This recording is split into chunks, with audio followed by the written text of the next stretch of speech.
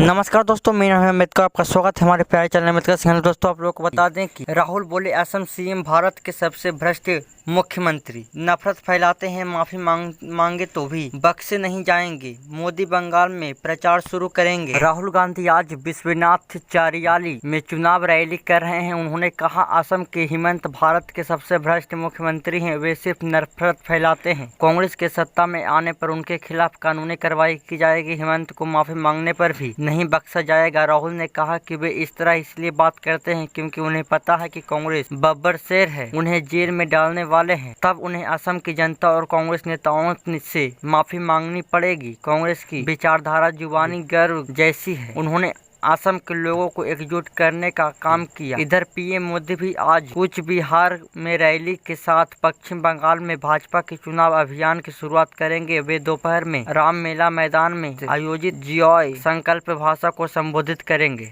Rally में मोदी विकसित बंगाल का विजन पेश करेंगे और शासन, कानून व्यवस्था और भ्रष्टाचार जैसे मुद्दों पर टीएमसी सरकार को घेर सकते हैं। यह विधानसभा चुनाव की घोषणा के बाद राज्य में उनकी पहली चुनावी रैली होगी। मोदी ने आखिरी 14 मार्च को राज्य का दौरा किया था, जहां उन्होंने कोलकाता ब्रिगेड परेड ग्राउंड में एक रैली को संबोधित किया था और लगभग 18,680 करोड़ की विकास परियोजनाओं का उद्घाटन किया था। प्रधानमंत्री नरेंद्र मोदी ने शनिवार को केरल के तिरुअनंतपुरम में रोड शो किया, जैसा कि आप लोग तस्वीरों के माध्यम से देख सकते हैं। मोदी जी के हाथों में कमल का एक निशान चिन्ह है। राहुल के स्पीच की बड़ी बातें जान लेते हैं। डोनाल्ड ट्रंप नरेंद्र मोदी को कंट्रोल करते हैं और नरेंद्र मोदी और अमित शाह आपके मुख्यमंत्री को कंट्रोल करते हैं। असम दिल्ली से चलता है। हेमंत ने भ्रष्टाचार में अपने परिवार को शामिल करके एक बड़ी गलती भी की है। अब उनके परिवार पर भी आरोप लगेंगे। हम साफ तौर पर कह रहे हैं कि हम असम के 6 समुदायों के SC/ST का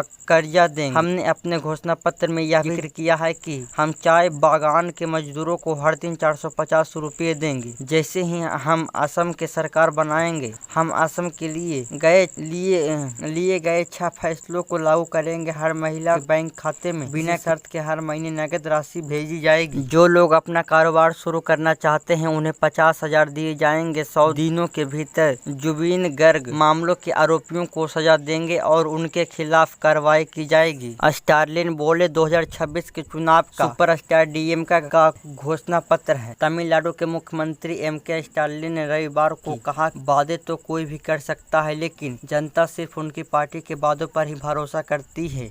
मैंने डीएमके के मैनिफेस्टो को 2026 को चुनावी मैदान में सुपरस्टार के तौर पर पेश किया है। 6 साल से लेकर 60 साल तक की महिलाओं से लेकर पुरुषों तक, युवाओं से लेकर बुजुर्गों तक, हर किसी को डीएमके का चुनावी घोषणा पत्र पसंद है। ऐसा कोई हो ही नहीं सकता जिसे यह पसंद न आए। केरल और बंगाल में विधानसभा चुनाव से लेकर बड़ी अपडेट जान लेते हैं। टीएमसी सांसद महुआ मोइत्रा के गुजराती समुदाय पर दिए बयान से पार्टी ने किनारा कर लिया है। पार्टी प्रवक्ता कुणाल घोष ने कहा कि पार्टी इस तरह से विचारों का समर्थन नहीं करती। दरअसल मोइत्रा ने एक प्रेस कॉन्फ्रेंस में कहा, बंगालियों ने आजादी की लड़ाई में नेतृत्व किया। गुजराती कौन? क्या आप एक गुजराती का नाम बता सकते हैं सिवाय वीर सावरकर, जो माफी पत्र लिखना चाहते थे? उनके इस बयान पर भवानीपुर में तीखी प्रतिक्रिया हुई, जहां गुजराती मतदाता कुल वोटरों का 30% से ज्यादा हैं। ममता यहां से चुनाव लड़ रही हैं। पश्चिम बंगाल में भाजपा के उम्मीदवारों की 5वीं लिस्ट जारी कर दी गई है, जिसमें 5 उम्मीदवारों के नाम है, जबकि 3 सीटों पर उम्मीदवार बदल दिए गए हैं। पार्टी ने पूर्व केंद्रीय मंत्री तपन सिकंदर के भतीजे सौरभ सिकंदर को दमदम उत्तर से उम्मीदवार बनाया है। ADR की रिपोर्ट में सामने आया है कि केरल में 38% उम्मीदवारों पर आपराधिक मामले दर्ज हैं, जबकि 39% उम्मीदवार करोड़पति हैं। 863 उम्मीदवारों में से 324 ने अपने खिलाफ आपराधिक मामलों की जानकारी दी है, जिनमें 201 पर गंभीर आरोप हैं। कांग्रेस के 85 में से 72, बीजेपी के 93 में से 59 और CPI के 77 में से 51 उम्मीदवारों पर आपराधिक मामले हैं। ममता बोली, बीजेपी सत्ता में आई तो बंगाली भाषा को खत्म कर देगी। मुख्यमंत्री ममता बनर्जी ने पश्चिम बंगाल विधानसभा चुनाव के दौरान शमशेरगंज में एक चुनावी रैली को संबोधित किया। ममता बोली, अगर टीएमसी को दोबारा सत्ता में नहीं लाया गया तो बीजेपी बंगाली भाषा को खत्म कर देगी। एक्टर विजय का नया हलफनामा, इनमें 2 पेंडिंग FIR का जिक्र। टीवी के चीफ विजय ने पहले एक चुनावी हलफनामा दाखिल किया था, जिनमें कोई लंबित आपराधिक मामला नहीं था। अब उन्होंने तमिलनाडु विधानसभा चुनाव के लिए रिटर्निंग ऑफिसर के समक्ष दाखिल किए गए